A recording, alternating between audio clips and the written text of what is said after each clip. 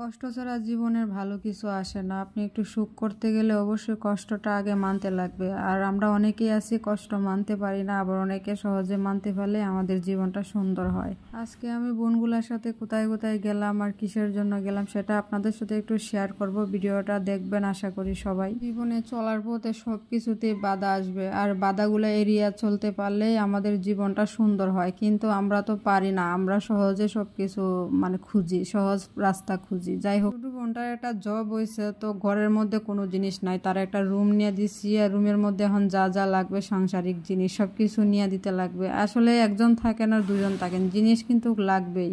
তাই আমরা দুই বোন গেছিলাম, তো টুকি টুকি করে অনেক জিনিসই কিনতে লাগছে।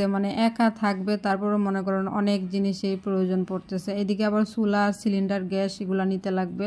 আমারও অভিজ্ঞতা নাই, আমার বোনটারও অভিজ্ঞতা নাই এগুলা জিনিস কিনা, তাই দু তিনটা দোকান যাচাই করছিলাম। গ্যাস আর গ্যাসের সিলিন্ডার যে দাম কি বলবো, গ্যাসের পরিমাণ মনে হয় এখন দাম বাইরে গেছে। আমরা তো গ্যাস, লাইনের গ্যাস ব্যবহার করি, আমরা এগুলোর বিষয়ে বেশি একটা জানি না।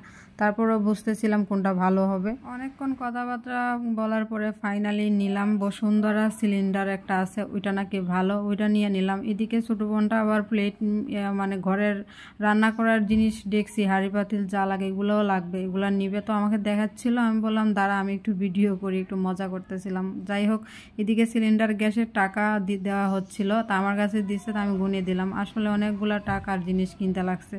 চলার জন্য যে এত কিছু লাগে লাইফে কি বলবো, একলা আপনি থাকবেন, তারপর আপনার অনেক জিনিসেরই প্রয়োজন পড়বে। আমার প্রিয় বন্ধুরা, আপনারা কেমন আছেন? সবাইরে সালাম জানাই, আসসালামু আলাইকুম। সবাই কেমন আছেন অবশ্যই কমেন্ট করে জানাবেন। এদিকে আমার টিকটকার বোন ভিডিও করতেছিল, টিকটকাররা যেখানে যাবে সেখানে ভিডিও করবে, এটা তো আমি বুঝতেই পারছি। ওই যে দেখেন আমার ছোট বোনটা দাঁড়ায় আছে অসহায়ের মতন, কারণ বোনগুলার অনেক টাকা যাইতেছে, তার মনটা খারাপ। তো ফাইনালি সবগুলা জিনিস কেনাকাটা হয়ে গেছে। একটা রিস্কার মধ্যে জায়গা হয় না, তারপরে তিনজন উঠলাম। যাই হোক, সবগুলা নিয়ে যাইতেছি। আপনারা দোয়া করবেন আমার বোনের জন্য, যাতে সে একাকিত জীবনে সুস্থ সবলভাবে কাটাইতে পারে এবং সুন্দরভাবে কাজটা করতে পারে। বলতে গেলে এই শহরের মধ্যে অনেক স্বপ্ন নিয়ে আসা, আল্লাহ যেন সবার স্বপ্ন পূর্ণ করেন। ইভেন আমার বোনটার স্বপ্ন যেন পূর্ণ করেন, কারণ মাথার উপরে যার ছাদ আছে সে কখনো কষ্ট বুঝবে না, যার ছাদ নাই সেই বুঝতে পারে কষ্ট কি জিনিস। দেখেন, একটা রিস্কার মধ্যে জায়গা হচ্ছিল না, বাইরে কোনো কাজেই এত সহজে সফল হওয়া যায় না। তার জন্য শরীরের ঘামকে পানি করতে লাগবে, তারপরে সফলতা আসতে পারে। তাও অনেকের সফলতা আসে, আবার অনেকের আসে না। এতে কষ্ট পাওয়ার কিছুই না।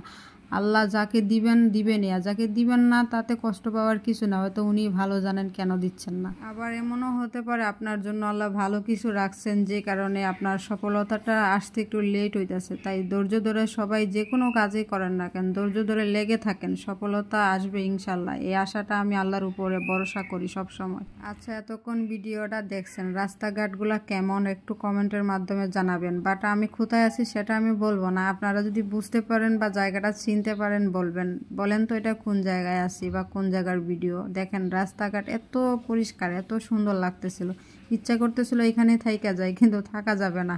ভিডিওটা একটু লম্বা হয়ে গেছে, তার জন্য সরি, কারণ আমি ভিডিওটা কাটতে চাইছিলাম। আমার রাস্তাঘাটগুলো এত ভালো লাগতেছিল, আমার কাটতে মন চাইতেছিল না, তাই আমি ভিডিওটা লংই করলাম, লং রেখে দিছি। আপনারা ভালো লাগলে দেখবেন, না ভালো লাগলে তো আমার আর কিছু বলার নাই ভাই।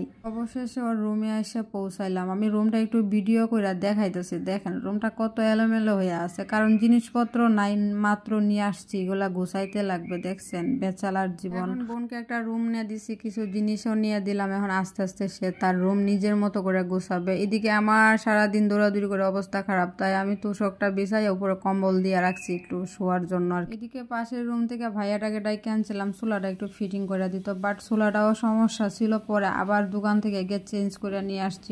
কি বলবো, অনেকটা দৌড়াদৌড়ি করা লাগতেছিল সারাদিন, এমনিতেই দৌড়াদৌড়ি করছি, আবার চুলাটা নিয়ে চুলার আগুনটা কম আসতেছিল। যাই হোক, সবকিছু ঠিকঠাক করে পরের দিন চলে যাব। এইদিকে বোনটা অনেক কান্নাকাটি করতেছে, দুই বোনকে জড়ায় ধরে কান্না করতেছে। আমার অনেক খারাপ লাগতেছে, কারণ বিদায়ের মুহূর্ত সবসময় কষ্ট লাগে।